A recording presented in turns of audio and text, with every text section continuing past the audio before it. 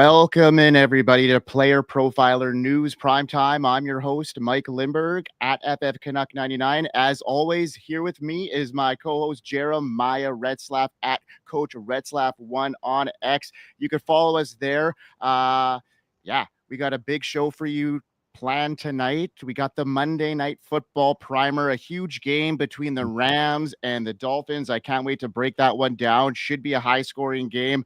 We got some injury news to go over, a couple of really exciting games that went down this week. So, let's get this party started, Jeremiah. Let's get this intro going, buddy.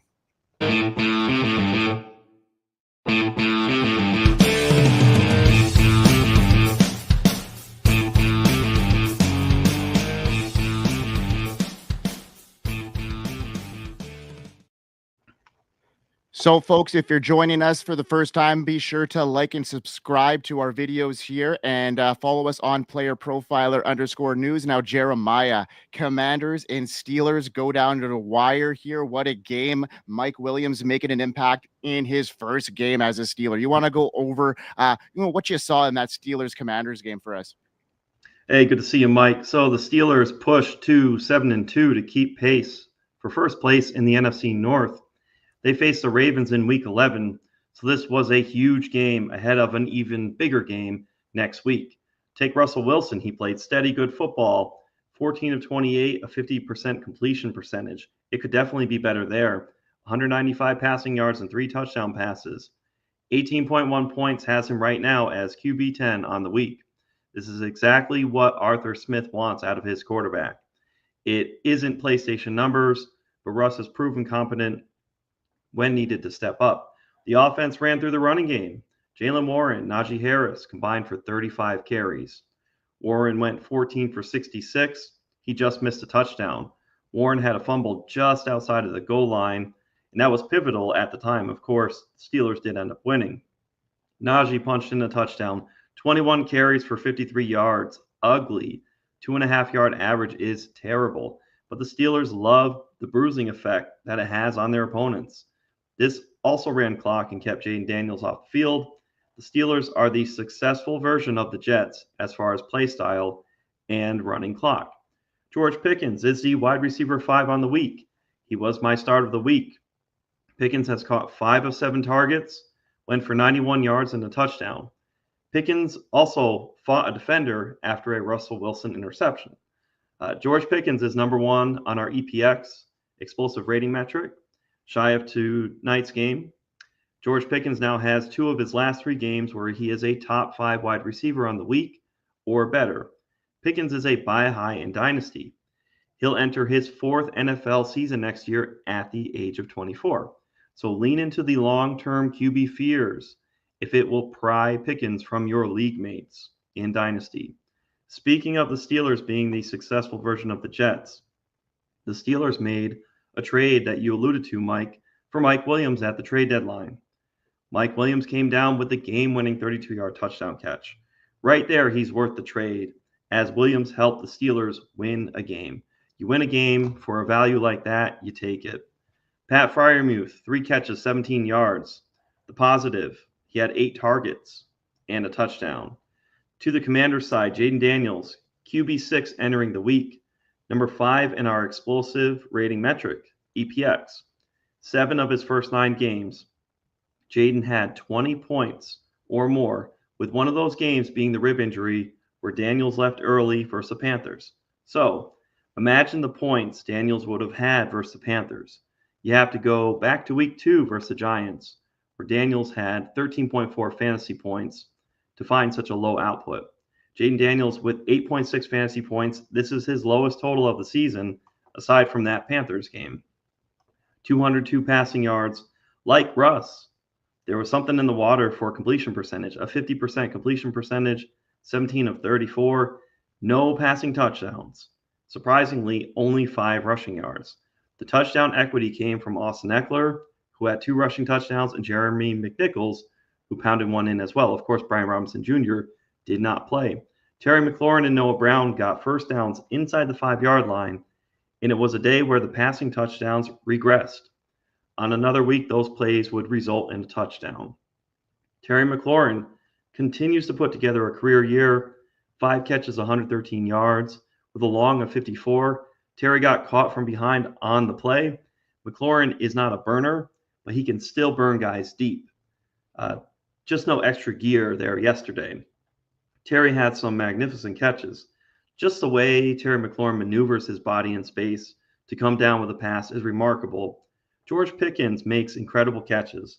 But on the other side, Terry McLaurin has been doing that for his whole career. So making a difficult catch look easy. Terry McLaurin is the wide receiver 14 on the week with 16.3 fantasy points. Had there been a touchdown reception, Terry McLaurin would be a top 5 wide receiver this week. So that's how close this NFL game is. Touchdowns matter for your fantasy points. The game came down to a 4th and 9 pass to Zach Ertz, which was ruled short. I think Zach Ertz got the first down, but I also wanted to see more football, and I love the Commanders this year. So what is evident for the Commanders is they are lacking a second bona fide stud wide receiver. Noah Brown, Zach Ertz, Luke McCaffrey, Diami Brown just aren't going to be enough in high shootout games. Ertz will give way to Sanat long term. McCaffrey can grow, but expect the Commanders to be active in free agency in the draft next year to get Jaden Daniels another weapon or two. What do you make of that, Mike? Well, I also have to, add to that. Brian Robinson Jr. was inactive in this game for another week in a row, and that is another element that the Commanders really like to use in their passing game as play action and stuff. So that they're not having to load any boxes now. Austin Eckler isn't what he used to be. So yeah, I agree with you there. It'd be nice to see some Jaden Daniels passing touchdowns and not have them all gobbled up by their 3rd and 4th string running backs. But hey, 'tis what it was. But you know what? The Steelers are another team here. I'm looking forward to seeing how they match up this week against the Ravens. This is going to be a good week for them to really have a measuring stick, and we'll see if they're for real here and what Russell Wilson can do against a team now that is going to go toe-to-toe with them. So, yeah, man, I like the breakdown, Jeremiah, but unfortunately, there are some people that broke down this week in fantasy rosters, and there were some injury bugs that happened once again. And let's get into the injuries and some quick hitters here. So Nico Collins was supposed to play. He was a late game inactive. So I'm looking to see him play. Yeah, coming up in week 11, Dalton Kincaid appears to have a contusion rather than a PCL strain with an MRI scheduled today. I don't have a updated, analysis on what happened there, but looks like he came back in the game and was pulled. So keep an eye on that. He's got a good matchup against the Chiefs this week, and a game where I think is going to be a back and forth matter, especially in the second half there. And Chiefs aren't great against, tight ends. So we'll see what happens with Dalton Kincaid if he can play. Tyreek Hill went on social media today, said he is playing tonight. So look for him to have a big game. I'm thinking this could be his monster that we're looking for against a Rams team that gives up a lot of points to opposing wide receivers. So Jeremiah are going to break that game down, in maybe about 15-20 minutes from now, and we'll really break it down and show you folks what exactly we're going to be looking for this game. But moving on to Aaron Jones, and he's likely dealing with a rib or chest contusion, which could result in maybe some production dip. But it looks like Coach O'Connell went on the news today and said he's expected him to play this week. So it's not a huge issue for Aaron Jones, but something that we got to monitor his production. T. Higgins, I'm hoping he's back in week 11. The Bengals need him after last week. What a shootout that was. But Joe Burrow needs another option here in that offense if they want to keep up again. So T. Higgins, hope he coming back this weekend. Somebody who won't be coming back this year, it looks like, and that's Dak Prescott. And let's get your quick hitter here from you while I take a breather here, Jeremiah, on the Dak Prescott situation. What we saw in Dallas this week, it is bleak for CeeDee Lamb owners for one. And what's your analysis on Trey Lance and if you see him coming in and making an impact? Well, ironically, the sun is shining on the Dallas Cowboys, and that's actually a very bad thing. It's terrible. They're in very rough shape. Mike, you and I had the CeeDee Lamb, Amon-Ra St. Brown combat zone. Right now, that's looking pretty cooked in Amon-Ra's favor, just for the mere fact that Dak Prescott, the viability at backup quarterback between Cooper Rush and Trey Lance just isn't there.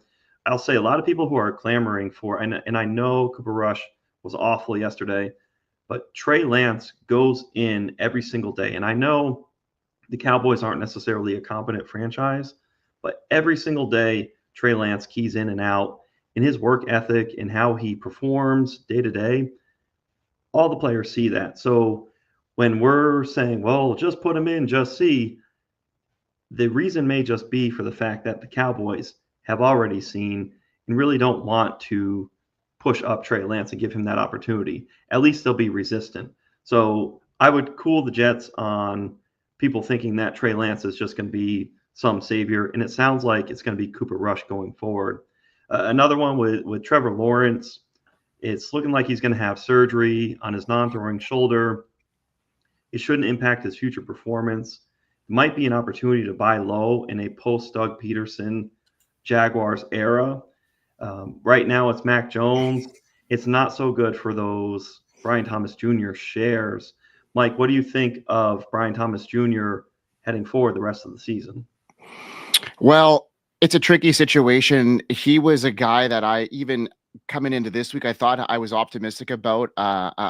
He was big as the start of the week, one of his starts of the week. So we weren't too bullish on him.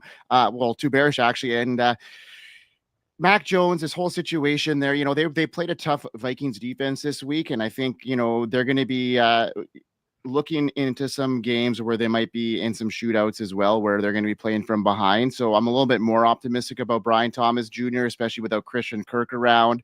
We'll see what happens there. But it's not good news for him at all. It's not good news for the Jags. It's not good for news for fantasy football when a starting quarterback goes down, right? So everybody suffers. Now, somebody else who's suffering, and fantasy managers, are suffering because of it as well. And that's Amari Cooper, who is probably on track to play this week. He was a late inactive on Sunday, but I guess, the Bills were maybe taking in another week of cautiousness with him, knowing that it wasn't a game where they were going to be tested too bad in. And now they have him another week rested to go up against the Chiefs, who are 9-0, and we'll see what happens there in Buffalo this week. And I'll be talking about that a little bit further on when I break down the Chiefs game this week. So we'll see what happens there.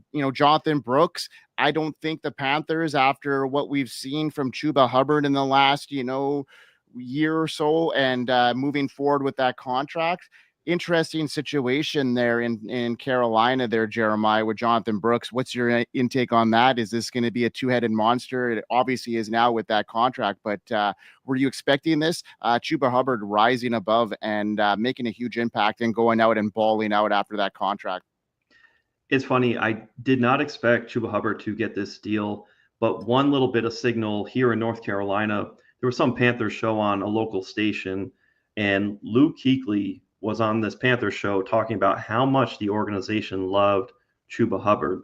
So it tracks as far as he's a key member of the rebuild. And it's funny because there's going to be guys who are going to be there and guys who won't be there on the way up. Adam Thielen is not a long-term player. They had hoped that they could bring Adam Thielen in and help out Bryce Young.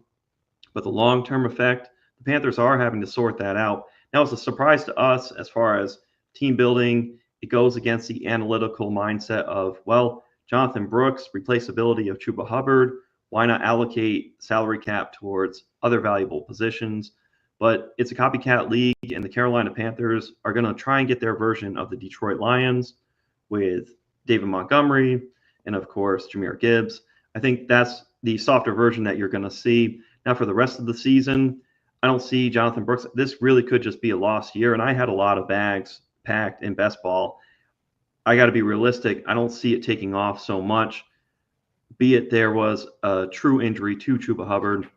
When they come off the bye, they get your Chiefs, the Buccaneers the next week. That's a great matchup. Eagles, I don't mind that matchup. The Cowboys is a great matchup.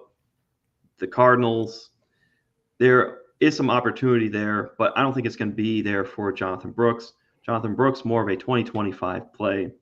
Now we pivot over, Mike, to Najee Harris. He's dealing with a mild high ankle sprain. Hopefully it's the mildest of high ankle sprains, but he returned to action quickly. So there is a risk, though. We should monitor right swelling in the next couple of days. What would be your pivot point? What would be your excitement level on Jaylen Warren, were Jaylen Warren to just have the job at least for next week? Well, I mean, Najee Harris seems like a guy that is going to play through battle, through injury, and these high ankle sprains, even with running backs, they seem to play through them. I know it's a severe thing. I think he might have a limited role, if anything, but they're going to need him against his Ravens team. Try and help manage the clock here. So we are going to be looking at Najee probably playing through this one, I'm assuming. And yes, Nate, Najee Harris, Jaylen Warren should see an uptick, but we saw that you mentioned that fumble this week. So I don't know how much they're going to be relying on him because of that. And we'll see what happens in that game. But what's up, guys? Would y'all start Tua or Stafford tonight? Well, right now, this is good. This is a very good question. This game is going to be a shootout. For me, right now, I like the upside here with Tua. I think that he's thrown a lot of touchdown passes to the running back position. I think there's an upside there in a shootout position game. For me, I'm going to take the upside with more passing touchdown upside. I see Kyren Williams having the opportunity to maybe plug a couple in here tonight on the goal line type scenario where I think that Tua might throw him in there. So splitting hairs at this stage, that would be my pick tonight. What about you, Jeremiah? Well, I have some bets, some tickets, some parlays laid down. One of them is it includes both Tua and Stafford to have 2 touchdown passes. Both their passing yards, props. Stafford is 253 on FanDuel, 247 for Tua Tagovailoa. I lean slightly towards Matthew Stafford just to put up more yardage.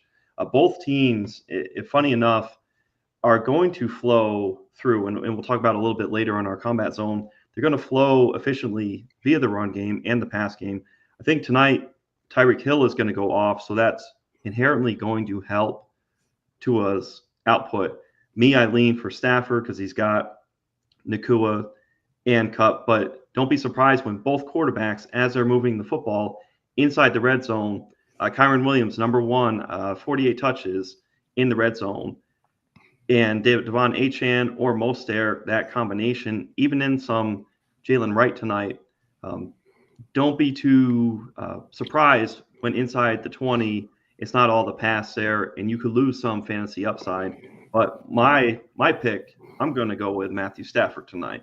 So that's a combat zone, if you will. So old school combat zone of our old show, which we'll bring back in the off season here, where Jeremiah will have head-to-head battles. But I think tonight it's going to go down to who has possession last of the ball. It's going to be a back-and-forth battle, and I just think the Dolphins are going to take this one. So that's my bet on that game. So let's move on, and let's hear from maybe our beloved podfather and how we can maybe predict these injuries a little bit better. Jeremiah, hit it.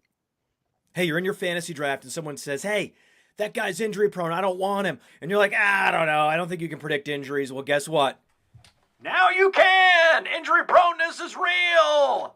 At Player Profiler, we have the data on these players, and it's all in the Injury Finder app. Their injury track record back through time, exactly where they were injured, how severe it is. We look at the BMI data, and we crunch it all together, and we give you probabilities that a player will miss multiple games this NFL season, as well as the complete database of NFL injuries and the ability to compare 2 players and look at their injury track record. The Injury Finder is powerful, and it's only $5. If it's worth it to have that peace of mind when you're drafting, go get it.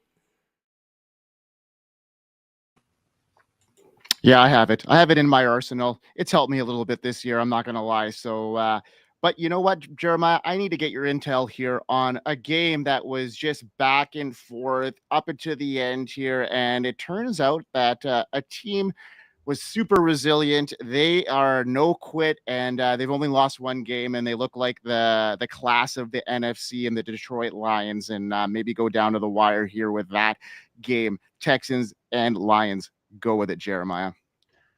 Hey, the Lions outlast the Texans 26-23. They head-to-head victory last a couple weeks ago against the Vikings is so huge that the Lions had. And the football just grazing inside on Jake Bates' 52-yard field goal have the Lions at 8-1 atop the NFC North and, as you said, the NFC conference as a whole. The Lions win 26-23. It was a kneecap-biting type of victory for Dan Campbell's Lions. Jake Bates has ice in his veins and his legs. Prior to the 52-yard game winner, Bates hit a 58-yarder to tie it up. Jared Goff, it must be a theme of all the quarterbacks I'm talking about tonight. 50% completion percentage, 15 of 30, just mediocre there. And also it was bad. But Jared Goff did have 5 completions on the night, except they ended up in the hands of the Texans. 5 interceptions on the night for Jared Goff to his 2 passing touchdowns. It's a night that Goff will want to forget from a stat standpoint. Fortunately, the Lions had a team win, and Goff can erase it from his memory. Speaking of erasing from memory, C.J. Stroud is missing Nico Collins and Stephon Diggs. 19 of 33 for 232 passing yards, a touchdown, and 2 interceptions. C.J. Stroud is not giving best ball drafters the single-digit round value he was drafted at in rounds 5 and 6. In the offseason, I argued for Joe Burrow, Kyler Murray, Dak Prescott, Jaden Daniels, Jared Goff as adequate players 3 rounds later. Expect C.J. Stroud to fall back into that 9-10 ADP range in 2025 for single QB drafts. Jahmyr Gibbs, David Montgomery, this week, RB 16 and 17 respectively, with 12.8 points and 12.6 points. Montgomery had a touchdown. Gibbs outcarried Montgomery 19-12. 71 rush yards for Gibbs, only 32 for Montgomery. There will be other days for this backfield. The Lions backfield has won games weeks at a time for fantasy gamers, so you have to take the good with the rarely bad. Speaking of winning weeks, Joe Mixon cooked for 17 fantasy points. He found the end zone again. 25 for 46 on the ground is pretty awful. Just reminds me a lot of Najee Harris line. 2 catches for 44 yards. So the PPR element and the touchdown equity, you got it there from Joe Mixon if you're a Joe Mixon manager. So not the best day, but an excellent day with 17 fantasy points. Amon-Ra St. Brown, a very nice 18 points. He's a wide receiver 9 heading into tonight's game. 6 of 8 receptions on targets for 60 yards and a touchdown, which came late and clutch in the fourth quarter. Mike, recall in the offseason we had the CeeDee Lamb versus Amon-Ra St. Brown debate in the combat zone. Things are looking way up for Amon-Ra versus Lamb with Dak Prescott out for the season. Now let's talk about a comeback. Recall Alabama wideout John Mechie had to miss his rookie season from leukemia. He's back in a big way. John Mechie is the wide receiver 7 on the week. Mechie caught 5 of 6 targets, 74 yards, and had a receiving touchdown. I personally had an alternate receiving yards ladder bet, 25, 40, 50, 60, 70, 80. Mechie cashed those tickets, and the odds payout was very nice. Mechie was getting open last week against the Jets, and he blocks his tail off. That right there with the opening of no Nico Collins kept the window open for this performance. This may be the peak for him this season, but he was a sneaky play yesterday, much like Adonai Mitchell. You love to see it. For the tight ends, here's a stat that seems fake. Sam Laporta has been a tight end 11 or better 5 out of 9 games. From a war value perspective, though, you have not salvaged that value if you've been benching, starting Sam Laporta. So not the best for him. He is the tight end 4, though, this week with 15.6 fantasy points, 3 catches, 66 yards, and a touchdown. That'll do it at the tight end position. Jameson Williams did not damper the momentum that Laporta has been building. We will monitor, though. There's a shoulder injury for Laporta. Dan Campbell says it could keep Laporta out for a week, but it won't be several weeks.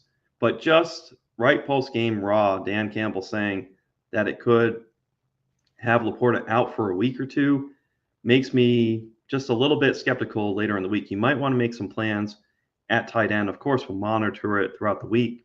And then Dalton Schultz on the other side for the tight ends. Tight end 11 for the week, 9.6 fantasy points, completely replaceable. But Mike, the Lions are atop the NFC. Do you think they're the prohibitive Super Bowl favorites next to the Kansas City Chiefs? Yeah, I don't think there's a question that there's not a team right now that is playing at their level and on all facets of their game, especially in the NFC right now, that I could say, okay, are they going to be able to go into Ford Field and beat the Lions?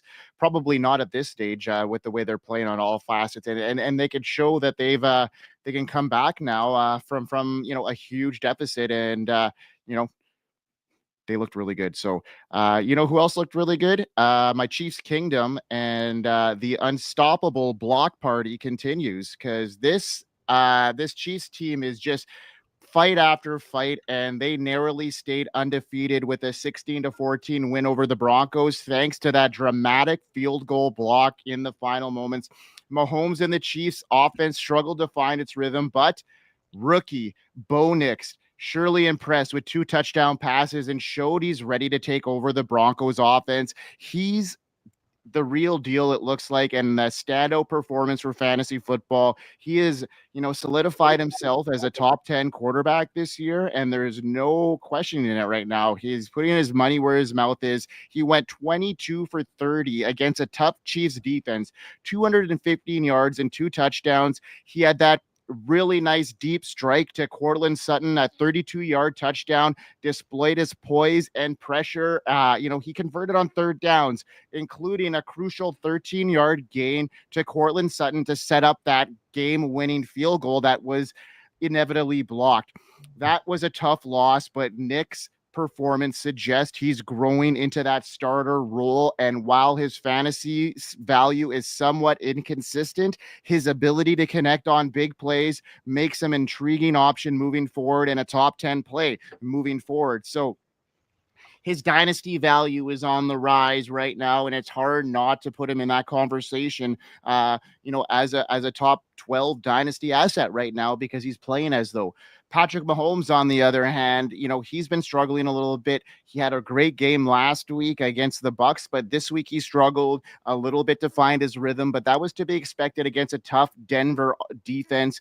So moving forward, let's see what happens. It was an interesting game, and one of the biggest highlights I saw from this game, and one that we really got to keep our eye on, and that was the emergence of Audric Estime taking on the lead back role for the Denver Broncos. Now, he had a solid outing in Week 10, rushed for 53 yards on 14 carries, but we got to remember, this Chiefs defense is the best at stopping the run in the league, and he had a good game, and his ability to handle the majority of the carries in the Denver's offense, it's a strong foundation for his production moving forward. While the Broncos running game hasn't been explosive, Estime has shown the patience and the ability to grind out those tough yards, and he looked good doing it. And I think that he might have, supplanted Javonte Williams now, and looking good moving forward. Hopkins, on the other hand, he had a quiet game in the Chiefs win, but look for him to have another big one this week when they face the Buffalo Bills in a game that both teams are going to want to, play hard in, and it's going to be a great one. The 4 p.m. Eastern game on Sunday afternoon. Mark it on your calendars, folks. And if you're enjoying this show, remember to like and to subscribe to the Player Profiler News on YouTube and also on X at Profiler_NFL. Now, Jeremiah, we are almost there. It is time to get into our bullish and bearish segment. Let's hit it up. 0-1. M.O. Come on.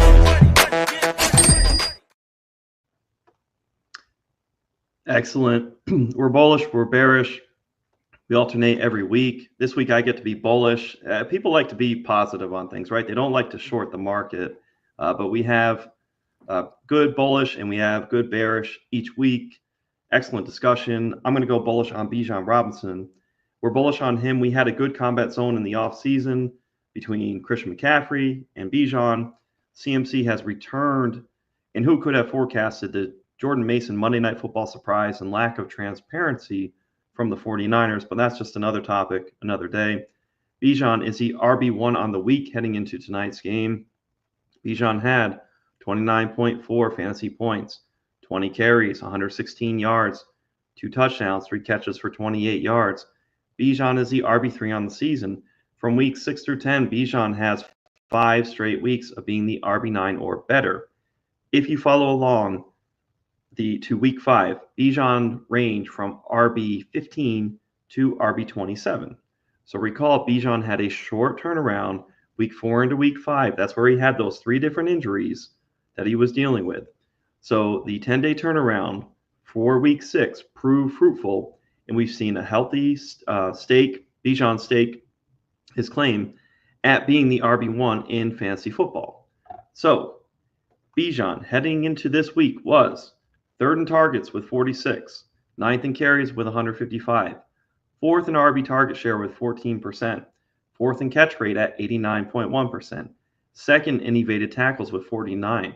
James Conner, who? I remember James Conner has a lot of evaded tackles. 4th in best ball points added at 91.3. Bijan 1st in yards created, 773. Falcons travel to Denver next week before their Week 12 bye. Week 15 through 17. Mike, you and I were talking about, hey, the fantasy playoffs are right around the corner. We're excited for it. Bijan and the Falcons, Week 15, away versus the Raiders. Great matchup, great environment for weather. Home versus the Giants, again, excellent environment. Away versus the Commanders, that should be a shootout in Week 17. So on top of excellent performances, Bijan has a beautiful fantasy playoff schedule. So buy high where you can in all formats. That's my bullish. What's your bearish, Mike? Well, I've been bearish ever since, the fallout in Carolina, and I'm talking about Diontae Johnson, and moving forward, he is increasingly concerning me, and I think it's time to consider him a risky asset. His performance in Baltimore has been minimal at best, with only 1 catch and 6 yards in a high-scoring offense. In fact, over the last 2 weeks, he's only played just 22 snaps and been targeted a mere 2 times. The Ravens have shown no real intent to integrate him into their offense, making it clear that he's not a primary weapon in the passing game, and it just looks like he's a guy that is more a depth piece at this stage of his career. The Ravens did not give up a whole lot of 5th rounder to acquire him. That was less than what the Dallas Cowboys gave up to acquire Jonathan Mingo from the Carolina Panthers. So to put things into perspective at this stage, that was an indicator for me in real time that I didn't think that Diontae Johnson was going to play a factor unless an injury was going to happen. The Ravens were already throwing on all cylinders. They were rolling headed into this, and I think this is a piece that they needed to have in place in case an injury were to happen to a lead guy. Rashad Bateman is coming in, and he's looking like a guy that is his first round pedigree now, and he's getting the targets. And as much as people are fading him because of his past injury history, you got to start looking at him as a top 36 wide receiver in a prolific offense that is averaging over 30 points a game. So I'm looking at this Baltimore Ravens offense not losing a beat, but a guy that can step into a lineup now. So Diontae Johnson is now more of a depth piece in your fantasy lineup rather than a starter until he can get into the lineup with the Ravens. And I just don't see him carving out a role with the way, I've heard about his attitude in the past and all that kind of stuff. So that's the reason why he's not on Carolina. That's the reason why he's not on Pittsburgh. So those fantasy gamers that are looking at this matchup against the Steelers as potentially a revenge game, maybe hold your breath there a little bit now and wait and see before you start believing in Diontae Johnson in any way, shape, or form. What do you got on that there, Jeremiah? I would say with what you just said, Diontae Johnson, do not catch the falling knife, because I think that's what it is. I don't even think you're going to get a dead cat bounce for him. I think getting traded twice, this was a very low-risk move. It's one of those things where on paper you think, oh, name brand value, Diontae Johnson, Baltimore Ravens. But to your point, it's not so quick that Rashad Bateman is out the window. Wide receiver 27 on the season, so good call there, Mike. This week, Rashad Bateman is the wide receiver 11, 17.4 points. So no pushover. You didn't get snap share for Diontae Johnson. He's talking about there's 2 sides of a story. Can we just get one side of the story? Can we hear what you got to say, Diontae Johnson? It's really not looking good for him. And it's just one of those things where you're like, wait a second, name brand value, acquisition cost and price. We talked about Trey Lance earlier, what the Cowboys see day in, day out. Well, there's what the Steelers saw day in, day out, what the Panthers saw day in, day out, and maybe what the Baltimore Ravens are about to see and find out day in and day out in just a short time frame. So good call there, Mike. Next, everything that we want to talk about for tonight, Monday Night Football. We're really hyped. We're really excited. We're just going to rip right into it.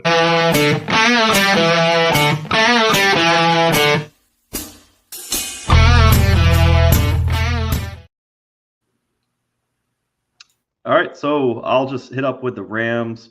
Mike and I had talked a little bit about Stafford and Tua. Let's talk about Kyren Williams, RB9 on the season. There's a legitimate criticism that Kyren is not an efficient running back. 46 in our EPX explosive play metric, 34th in fantasy points per opportunity. Kyren is 27th in receptions at 20, 16th in rushing yards with 602. Yards created per touch ranked 54th at 2.18. Kyren thrives off the volume. 42.5% dominator rating is number one. 7th in fantasy points per game, 18.7. First in snap share, so he's barely off the field. You hardly see that anymore. Second in opportunity share. 4th in weighted opportunities. First in red zone touches. I dropped that earlier with 48. This just equates to touchdowns, and in PPR, half PPR, touchdowns are still king. 10 touchdowns for Kyren Williams this year in 8 games. Kyren had his first game without a touchdown this season in Week 9 against the Seahawks. He's highly favored by Sean McVay.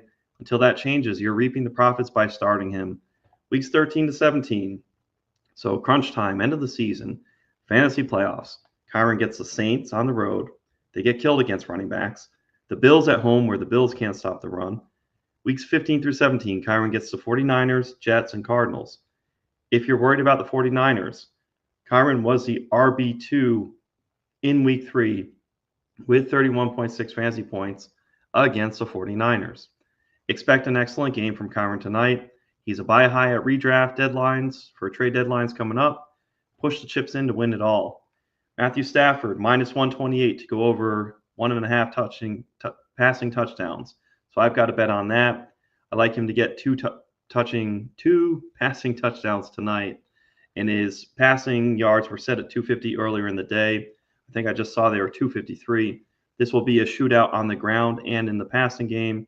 Matthew Stafford last week supported Demarcus Robinson, Cooper Kupp as top 10 wide receivers last week. I see no reason Stafford can't do something similar for Kupp and Nakua tonight. The Rams are 9th in team pass plays per game, but they've been doing that without Kupp and Nakua both in the lineup.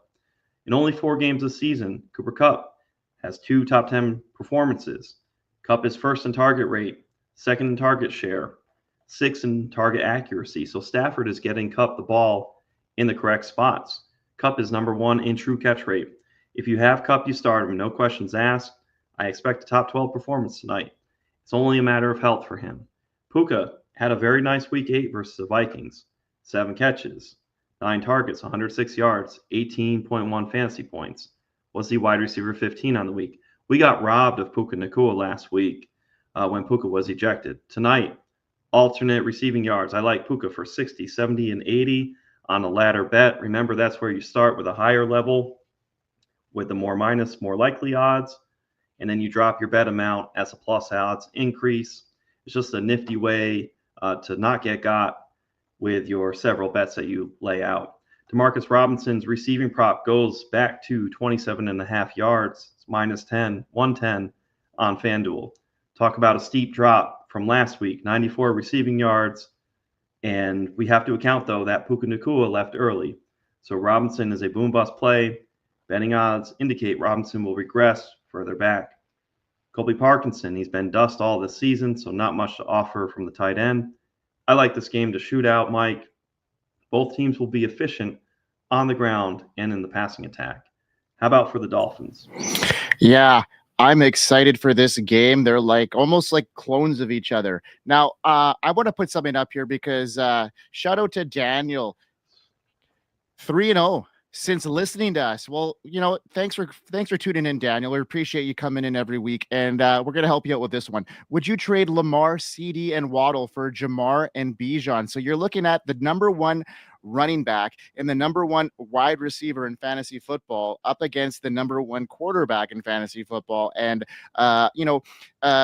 an asset that is losing a lot of stock value in CD Lamb without a quarterback situation, and Waddle, who is on the upswing, but is right now being the number 3, potentially the number 4 target in that Miami Dolphin offense. So me talking through this right now, especially if this is a 1 quarterback league, I am smashing that button so fast on the Bijan Chase side. I might even hurt my hand doing it, even though Lamar is that asset and CD's there. You can't look at CD Lamb for the name value at this stage. He is, at best right now, a top 12 wide receiver. We saw what happened there. And if Trey Lance is going to be his quarterback moving forward, we know his upside as a passer isn't there. With how inexperienced he's been, he's more known for his rushing upside. So I am going hard on that Jamar Chase Bijan side. What about you, Jeremiah? If this is 1 quarterback, you smash and you likely hurt your hand, and you go into work the next day and you're like, how do I explain this? I accepted just an amazing trade. You want Jamar and Bijan. Oh, perfect. Yes. Oh, yes. Off the glass. Okay. So if it were a super flex league, we'd be just a little closer there, but it's a PPR 1 quarterback league. Yeah. Slam dunk, man. I hope you already pressed the button. You want Jamar Chase and you want Bijan Robinson. The schedule lines up. We just talked about for Bijan Robinson, and Jamar Chase has been doing nothing but cooking. You can get the replaceability. I know Lamar is very good at quarterback, but I got to believe that there's somebody out there that you can start weekly where you're not losing the WAR value, the positional replacement. What you're getting, Bijan as a flex versus Waddle, let's say, right? Not even the RB spot. In Jamar versus CD Lamb, this is to the moon for Jamar Chase and Bijan's side. So love it for you, man. Hit accept. Yeah, do it up. All right, I'm going to move on to the let's get into the Dolphins now. And the Dolphins tonight are looking to bounce back after a loss last week in a game that was really, really tight, where they took the Bills down to the wire. So I'm expecting this to be another really high octane game, and it's going to revolve around the revelation for the Dolphins this season, and that has been Devon Achane, especially since Tua has been back in the lineup the last 2 games. He's averaged 29.4 fantasy points per game with 3 touchdowns to his name. His involvement in the passing game combined with his elusive rushing ability makes him obviously a must start in all formats, and people are talking about him being the number 1 dynasty running back at this stage.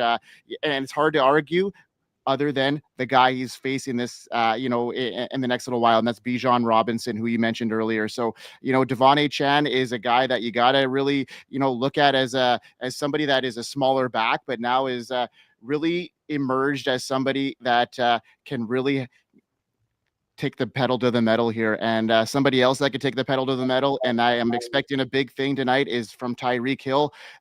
All signs are leading to this game for him. I know he was questionable leading up to this game with that wrist injury, and it's looking like that's going to be something he's going to be dealing with for the whole season unless he goes ahead and opts for surgery. But he's going to break out of his slump tonight, and I'm expecting a monster game from him, and I'm expecting a big game from Tua as well. And then finally, talk about Raheem Mostert a little bit here.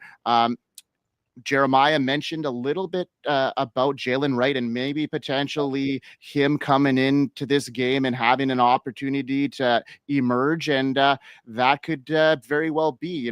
Mostert has fumbled in the last little while, and that could be something that the coaching staff could be looking at, especially if a guy like Jalen Wright can come in and emerge there. So I'm looking at this game to be high flying. I think it's going to hit the over, and whoever has the ball at the end of the game is probably going to emerge here. And hopefully for all our assets in fantasy football, they all hit. Jalen Waddle is a guy that, hasn't lived up to the expectation. He has struggled mightily, and might be because of the injury and obviously because of the quarterback situation. But with Tua back now, he came on at the end of the last game, even though he only had one target in the first 3 quarters. So I'm looking for Jalen Waddle also to have a bounce back game, maybe not come up with some prolific numbers, but expect the Miami 3 to emerge here. Waddle, Achane, and Hill.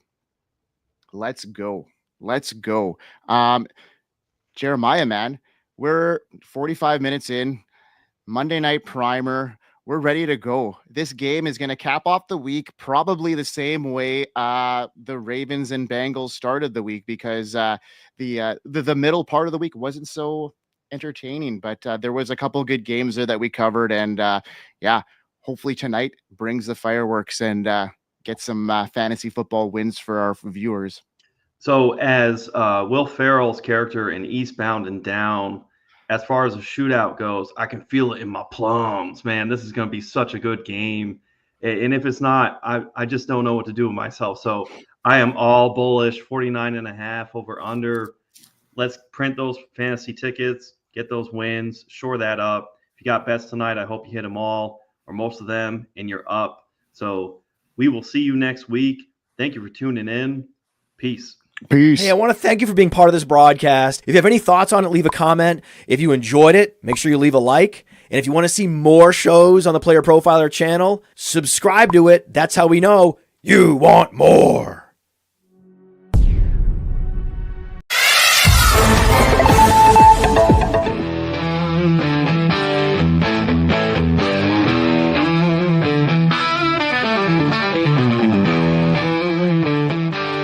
From the Podfather to you, I deeply appreciate you tuning in. And many ask, what can I do? What can I do to help support the hosts, the research they do, the production costs? Go to playerprofiler.com, Dynasty Deluxe, World Famous Draft Kit, Rankings, DFS Dominator, and of course, data analysis. Subscribe to any one of those, and you support all of us and take Player Profiler to the moon.